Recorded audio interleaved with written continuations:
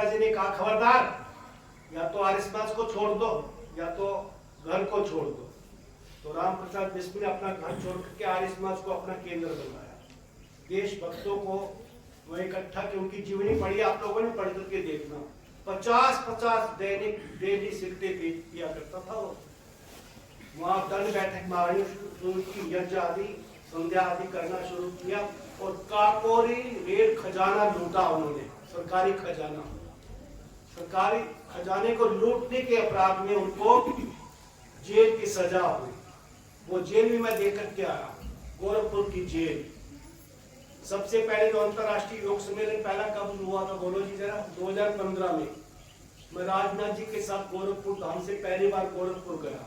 इसी भाव के साथ जेल को देखना चाहता था, जेल की कोठरी, जिस कोठरी में राम प्रसाद बिस्मिल रहता था। और उसने क्या कहा था आपको याद है? राम प्रसाद बिस्मिल ने क्या तराने गाए थे? सरफरोशी की तमन्ना अब हमारे दिल में है, देखना जोर कितना बाजुए कातिल में। सरफरोशी मीन्स बच्चों बोलो मर मिटने की तमन्ना। ये शायरी किसकी है? वो राम प्रसाद बिस्मिल की। और क्या कहा था उसने? 7 बजे जिस समय सवेरे जब मैं फांसी जाऊंगा, फांसी चढ़ने से पहले मैं संध्या हवन रचाऊंगा। ओहो धन्य हो। फांसी वाले दिन भी उसने वो दैनिक नृत्य कृत्य किया, दंड बैठक लगाई, संध्या यज्ञ किया फांसी वाले दिन भी। बोलो राम प्रसाद बिस्मिल। ये तराने, ये देशभक्ति की भावना उसने कहां से मिली बोलो? स्वामी सोमदेव जी का आर्य समाज के उत्सव में उन्होंने प्रवचन सुना था, ये रंग वहां से उनको चढ़ा था।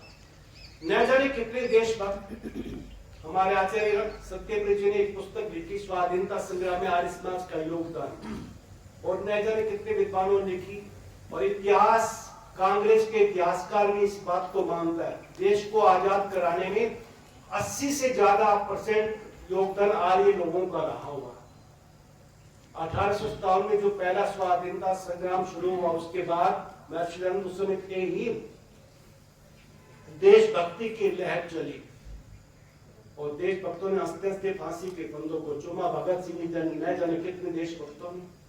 तो मैं ये कह रहा था, तो आप सभी मना करने लगे कि हमने तो ऐसा कोई व्यक्ति देखा नहीं जो संसार से जाते समय हंसते हंसते जा रहा। सिकंदर बादशाह का नाम सुना आप लोगों ने? कौन था सिकंदर बादशाह? विश्व को विजय करने का स्वप्न लिया उस व्यक्ति ने, लूट खसोट मचाई उसने, कितने खजाने भर लिए और अंतिम समय रोने लग गया वो। ओहो बड़ा पश्चाताप को, बड़े में तो जुर्म ढाए। अरे दुनिया वालों, मेरी तरह गलती मत कर लेना। और उसने एक अपनी वसीयत कही थी, जब मेरा जनाजा निकालना तो मेरे दोनों हाथ कफन से बाहर कर देना। छोड़ दुर्ग रण कोश सभी, रिक्त हस्त है जाता, चला सिकंदर कफन से दोनों हस्त बाहर दिखाता। दुनिया वालों, मेरी तरह भूल मत करना, मैंने तो बड़ी जुल्म किए, खजाने भर लिए और न जाने कितने पाप कर्म किए, ये सोच कर कि धन संपत्ति मेरे साथ रहेगी, हमेशा मेरे साथ जाएगी, लेकिन मेरे जैसे भूल मत करना। मेरे कहने का अर्थ ये था, कितने राजा बादशाह ऋषि संत फकीर हुए, आए चले गए, और न जाने कितने आ रहे जा रहे। सिलसिला परमात्मा की व्यवस्था से चलता रहता है, चलता रहेगा। हाँ, ऋषि की अंतिम घड़ियों की बात मैं कह रहा हूँ, उस समय 10 मिनट का था, दोनों स्वरूप पूर्ण होने को पूर्ण करता हूँ अपनी बात। ऋषि क्या कर रहे हैं? अंतिम अजमेर की विनायक की कोठी में अंतिम घड़ियों में बैठ करके परमात्मा का ध्यान करते हुए विश्वाणी देव मंत्र का पाठ करके क्या शब्द दोहराए ऋषि ने? हे ईश्वर, तेरी इच्छा पूर्ण हो, तूने अच्छी लीला। ये ऋषि ने शब्द कहे और हंसते हंसते, जैसे कहते खरबूजा, हमने मंत्र बोला, महामृत्युंजय मंत्र बोला जाता है, जैसे खरबूजा पकने के बाद मधुरता और सुगंध से युक्त हो जाता और पेट से अलग हो जाता, ठीक उसी प्रकार से हम भी शरीर से, संसार से, मृत्यु से अलग हो जाएं और अमृतत्व मोक्ष से अलग न हो। तो ठीक इन्हीं भावनाओं के साथ परमात्मा का धन्यवाद करके शरीर को परमात्मा परित्याग किया ऋषि हंसते हंसते।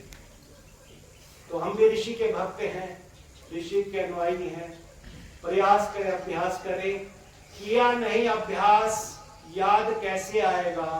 अंत समय में ओम नाम तू कैसे गाएगा?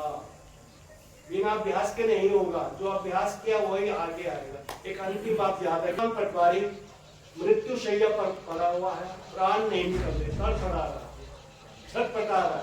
मौलवी मुल्ला घर के लोग जैसे हम लोग बैठे हुए हैं, सब खुदा से बंदगी करेंगे जैसे तैसे इसके प्राण निकले, लेकिन प्राण नहीं निकल रहे। एक समझदार युवक आया, उसने एक नाटक खेला, एक मिट्टी का ढेला लेकर के उस पटवारी के हाथ में दे दी और मुट्ठी बंद कर दी। ऐसा करती प्राण निकल गए तुरंत। अरे बच्चे क्या खेल खेला तुमने? वो क्या कहने लगा, अरे तुम सब नादान हो गए, इसको तुमने जाना नहीं, कौन था? ये पटवारी रहा हुआ। क्षमा करना, पटवारी बिना किए कोई काम नहीं करते। क्षमा करना, आप में से कोई पटवारी नहीं बैठा हुआ है? ऐसे में सभा में बोला तो एक पटवारी खड़ा हो गया, बोले हमारी बेइज्जती कर रहे आप लोग। अरे इसके दिमाग में वही चक्कर घूम रहा है, इसकी मुट्ठी में हाथ में कुछ गया तो इसकी पेटा भरा है इसके लिए, तब तसल्ली हुई जब प्राण छोटे। ये आसान है समझाने की बेशक बात तो, लेकिन सच्चाई है। सारी रीत आगे आ जाती है कि यार और आगे घूम जाती है। तो जैसा जीवन में हम कर रहे वही आगे आएगा, वही जीवन में वही घड़ियां वही बातें आगे आ जाती है। तो अभ्यास कर लो। अच्छा, धर्म की कमाई कमा लो, काम आएगी आगे। हाँ, तो हंसते पुष्प की भांति बदल चोले को जाएगा। कमा ले धर्म धन प्यारे, सफर में काम आएगा। ये अच्छे कर्म जो हम करते हैं ये जीवन में काम आते हैं। न जाने परमात्मा कब किस रूप में हमें अच्छे बुरे कर्मों का फल देता है, दे रहा है, देगा, हमें तो नहीं पता लगता। लेकिन हाँ, बिना अच्छा बुरा कर्म किए बिना फल के नहीं रहता। करोड़ों वर्षों के बाद भी किया हुआ अच्छा बुरा कर्म आगे आता है। हर एक की यही कहानी है, कोई नहीं बच पाया माई का लाल।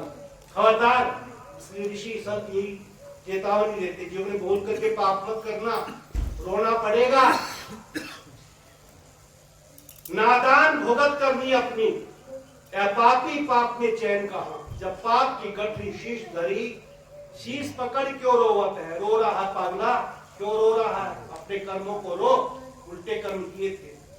खबरदार, सावधान रहना, बचकर के रहना। जितने मंत्र जितने सत्संग आदि सुनते करते उनका यही एक नतीजा परिणाम ऋषि ने कहा, अच्छे कर्म करते रहना। अच्छे कर्म के लिए परमात्मा ने अच्छा शरीर दे रखा है। मनुष्य का चोला बोलो, नहीं तो पशु पक्षी कुत्ता न जाने क्या क्या बना देता। आगे बुकिंग करवा लो परमात्मा से, रिजर्व करवा लो टिकट, फ्लाइट की और रेल की रिजर्वेशन करवाते परमात्मा से। अच्छे कर्म ये बुकिंग की कार्य। बहुत बहुत धन्यवाद। अपनी और चर्चा न करके आप सबका धन्यवाद कर रहा हूँ। 10 मिनट का समय आपको देखिए और परमात्मा की यही कामना हम के प्रातःकालीन करते प्रभु हमें सदैव किसी प्रकार की शुभ कर्म करने की प्रेरणा सामर्थ्य शक्ति देते रहना, ताकि हम आपकी कृपा के पात्र बने। शांति पाठ के साथ करना। शांति पाठ आज के इस कार्यक्रम को आप फोन करेंगे। विशेष कार्यक्रम की और कन्याकुमारी के हमारी ये ब्रह्मचारी उपस्थित है, मिलकर के अपना कार्यक्रम अटेंड करेंगे। शांति पाठ।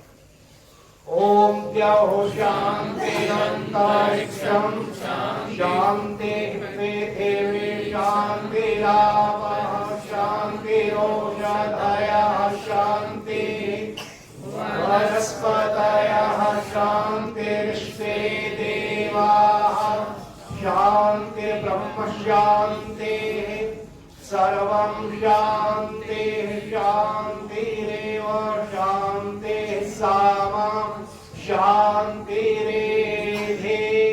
ओम शांति शांति शांति। सर्वेभ्यो नमः। सबको सादर नमस्ते।